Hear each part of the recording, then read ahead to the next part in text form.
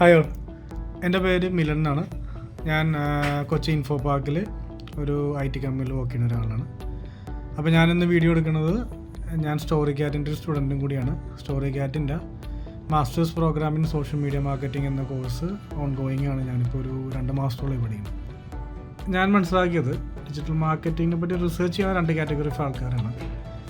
ഒന്ന്, അതിൻ്റെ ഒരു സ്റ്റുഡൻറ്റ് പോയിൻ്റ് ഓഫ് വ്യൂവിൽ നമ്മളിത് പഠിച്ചിട്ട് ഇതിലൊരു ജോലി അല്ലെങ്കിൽ ഇതൊരു പ്രൊഫഷൻ ബിൽഡ് ചെയ്യാം എന്നുള്ള ഒരു കാറ്റഗറി ഓഫ് ആൾക്കാർ. പിന്നെ 2, ഇത് അവർ ബിസിനസ് ഓണേഴ്സും ആയിട്ടുള്ള ആൾക്കാർ, അല്ലെങ്കിൽ ബിസിനസ് ചെയ്യാൻ ആഗ്രഹമുള്ളവർ. എന്നെപ്പോലെ ഞാൻ ടിപ്പിക്കൽ കേസ് ഓഫ് 2ാമത്തെ കാറ്റഗറിയിൽപ്പെട്ട ഒരാളാണ്. അപ്പോൾ ഇതിൽ വരുന്നൊരു കാര്യം എന്താണെന്ന് വെച്ചാൽ, നമ്മളൊരു കോഴ്സ് പഠിച്ചിട്ട് അത് പ്രായോഗിക തലത്തിലോട്ട് എത്തണം അല്ലെങ്കിൽ എത്തിക്കണമെന്നുണ്ടെങ്കിൽ നമ്മൾ ആ ഒരു പഠിക്കണ സബ്ജക്റ്റിൽ ഡീപ്പായിട്ട് പഠിച്ചു പോകണം, അല്ലെങ്കിൽ അതിൻ്റെ ഒരു പ്രാക്ടിക്കൽ ലെവലിൽ നമ്മൾ എക്സ്പ്ലോർ ചെയ്ത് പോകണം, അല്ലെങ്കിൽ ആ എക്സ്പോഷർ നമുക്ക് ആ കോഴ്സിൽ കിട്ടണം. അപ്പോൾ പല കോഴ്സുകളും ഞാൻ കണ്ടേക്കണത് എന്താണെന്ന് വെച്ചാൽ, അത് ഒരു വലിയൊരു വൈഡ് കരിക്കുലം ആയിരിക്കും. ഡിജിറ്റൽ മാർക്കറ്റിംഗ് എന്ന് പറഞ്ഞാൽ തന്നെ ഒരു കടൽ പോലത്തെ ഒരു സബ്ജക്റ്റാണ്.